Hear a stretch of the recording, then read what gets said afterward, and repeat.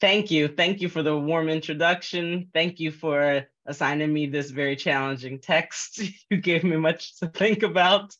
Thanks generally for having me here. This gospel challenges us to think about laws, policies, and reform. Today's gospel depicts Jesus drawing on Jewish legal traditions and reinterpreting them for his community of followers. Jesus' actions inspired several questions for me. Why do communities create laws? What purpose do they serve? Who enforces them? Should laws and policies be changed in light of the wants and needs of communities who are beholden to them? Who benefits from certain policies and who suffers on account of them? Now, as we reflect on these themes of law, punishment, and reform, we might consider this gospel in light of the recent murder of Tyree Nichols by police officers who were entrusted to enforce laws, but instead broke laws in the process of so-called policing. Images and videos of law enforcers terrorizing and harming rather than protecting and serving have become all too commonplace. Such footage can give us evidence of atrocities and can awaken our collective consciousness. On a personal note, I cannot watch the videos because I already know they are too traumatizing for me. And yet, as a society, we must collectively behold and acknowledge the multi-layered issues which create conditions that enable police brutality, such as racial biases against Black and Brown communities, militarization of police, specialized legal protections, and codes of silence, among many other things.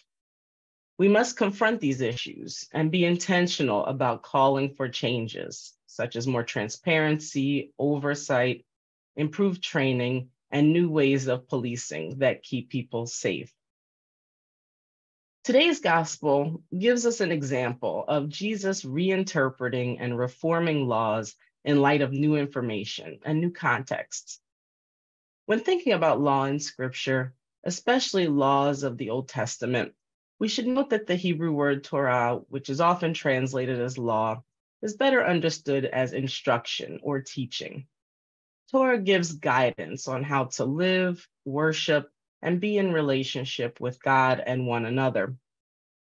This instruction develops and evolves over time in oral and written forms and with oral and written interpretations as needs and perspectives changed. So it is fitting that the gospel writer Matthew would depict Jesus understanding Torah as dynamic rather than fixed and static. Jesus's nuances on Torah reflect ways that thoughts on law and reform were understood during his time. In her monograph, Ancient Laws and Contemporary Controversies, The Need for Inclusive Biblical Interpretation, Cheryl Anderson offers suggestions for interpreting ancient legal texts. She unpacks challenges that ancient laws can pose, and she reminds readers that our biblical texts are not neutral. Rather, they often include biases and perspectives that privilege men in positions of power. Some biblical ideologies may conflict with our modern beliefs, morals, and sensibilities, and that's okay and expected given the different social and cultural contexts.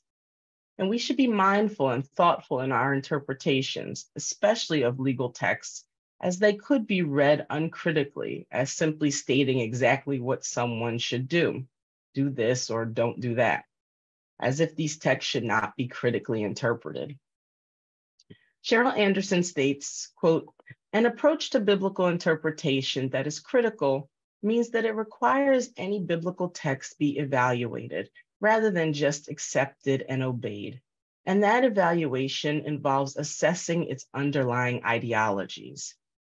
In its simplest definition, ideology refers to a ruling value system in a society that people take for granted and serves the interests of the powerful at the expense of the less powerful," end quote. We must assess the power dynamics that are implicit and explicit in our biblical legal traditions in a similar way in which we should evaluate the power dynamics that ground policing in our country and that also create the space for abuse of power.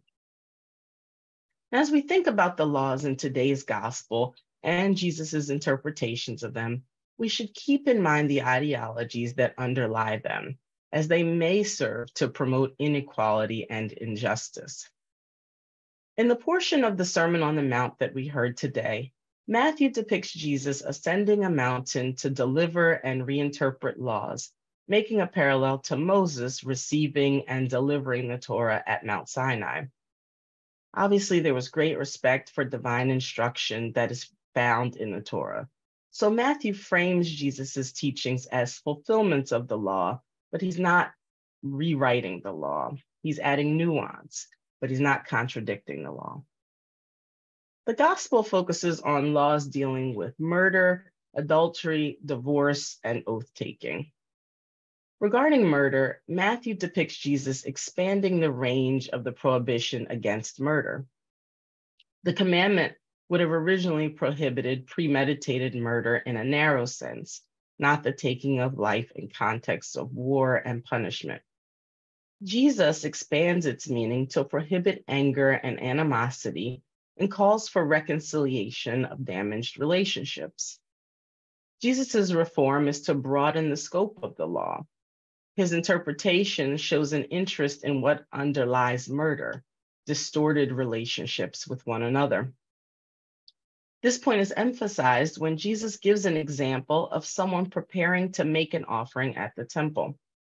If the person is not in right relationship with someone in the community, Jesus says that the person should repair the damaged relationship first and then make the offering. The ideology that undergirds this expansion is one that seems positive and life-affirming in antiquity and for modern readers. In reforming what murder means, Jesus works to reform relationships even before they get to the point of murder. Jesus recognizes that anger and animosity are damaging elements within relationships, so he focuses in on those elements as they will help the community to grow closer to one another and ultimately to grow in their relationship with God. The next two reinterpretations on adultery and divorce are more problematic in antiquity and for interpreting them today because the ideology that undergirds these laws is patriarchal and rooted in inequality, privileging men's interests and priorities over women. This requires us to read with additional care as these laws might adversely affect women. Excuse me. When Jesus gives his reinterpretation of adultery, he uses a similar method to that he used when reinterpreting murder. Matthew describes Jesus expanding the prohibition against adultery. The commandment would have originally been a narrow prohibition against a man having sexual relations with a married woman. Jesus expands this command to include lustful actions. Again, the logic of this reform is similar to expanding the meaning of murder. Jesus revisits adultery and recognizes lustful actions as contributing to adultery. So he expands the meaning in order to prevent the action. He doesn't expand adultery to address women in the community, and his audience is exclusively men. Following this expansion, Jesus says, if your right eye causes you to sin, tear it out. If your right hand causes you to sin, cut it off.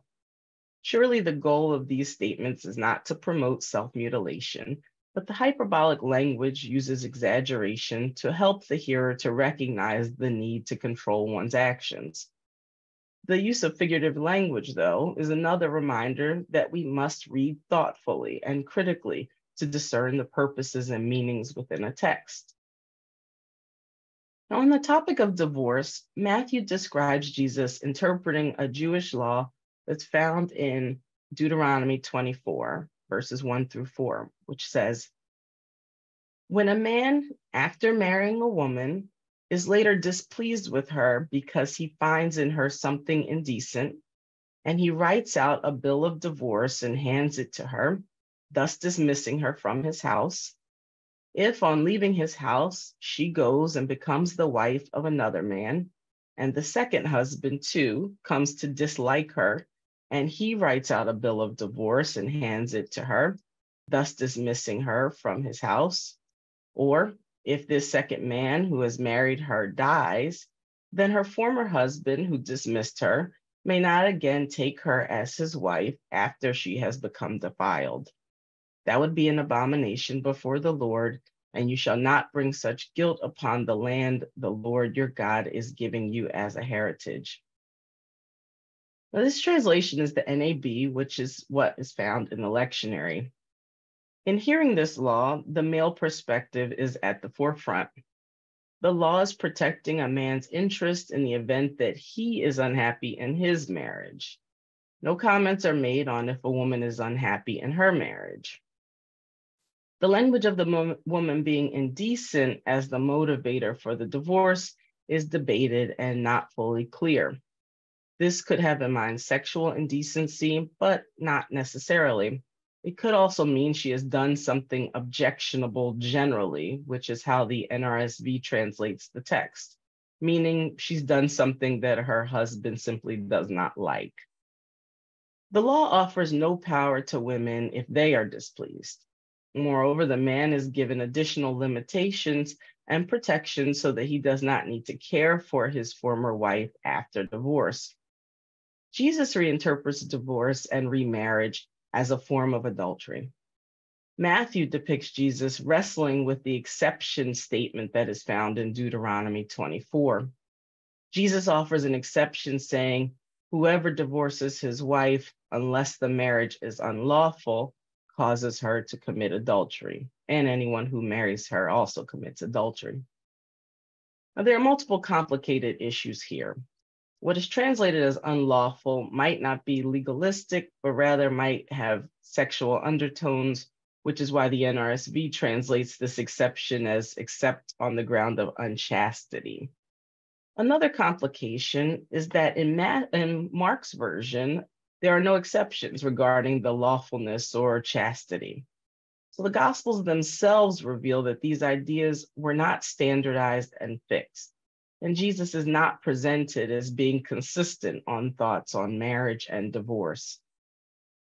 Now, what this reveals to the critical interpreter, which is all of us, is that the gospel writers in their historical and cultural settings were unsure about this topic.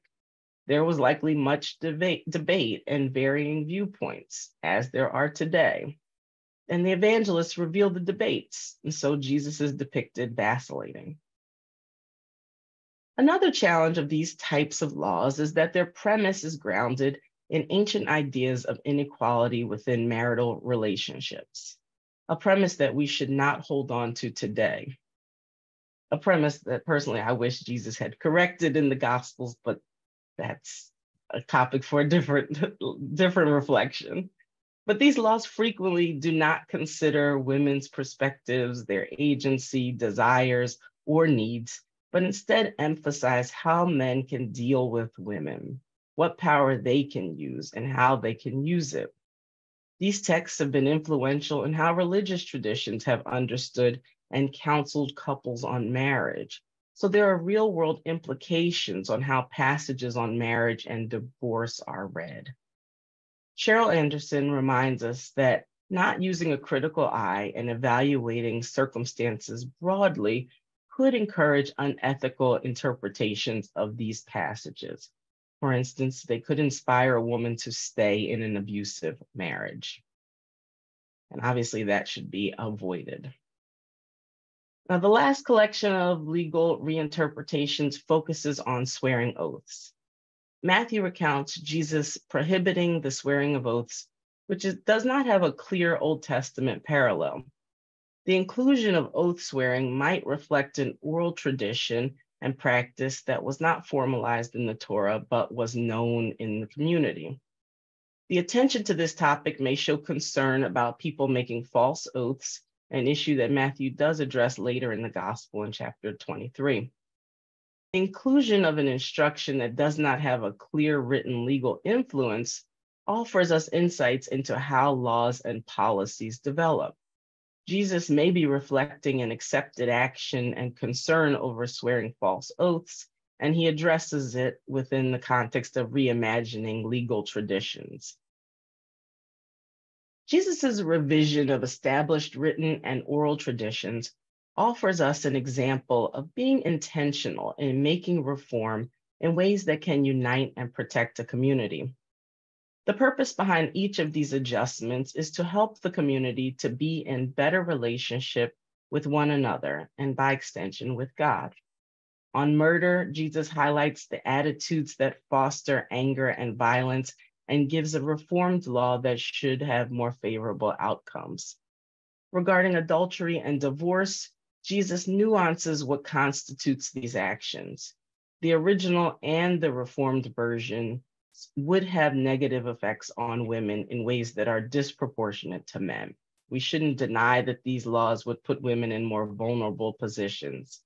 And yet we can see the practice itself, attempting to prevent adultery and divorce, as a positive goal meant to help the community generally.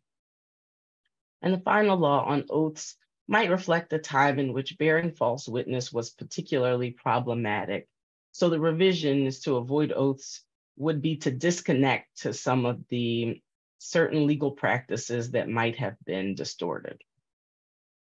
Now, thinking about today's gospel can help us as we wrestle with our own challenges regarding policing and police brutality. Jesus actively engages in reforming laws in his community, and yet even within the Gospels, there are dynamic conversations at play. Revising laws and policies are ongoing processes, and there are many viewpoints, approaches, and stakeholders to be considered. We must be critical of how laws can disadvantage some communities while advantaging and empowering others, sometimes in ways that can be misused and abused. And we must understand what motivates and underlies laws while addressing the related issues of racism, policing practices, and use of force. Fortunately, reform efforts are already in progress, even though we obviously have a ways to go. Hopefully, Jesus' reinterpretation of past traditions can serve as a model as we continue to address challenging and multidimensional issues, learning from the past and present in order to create a better future. Thank you.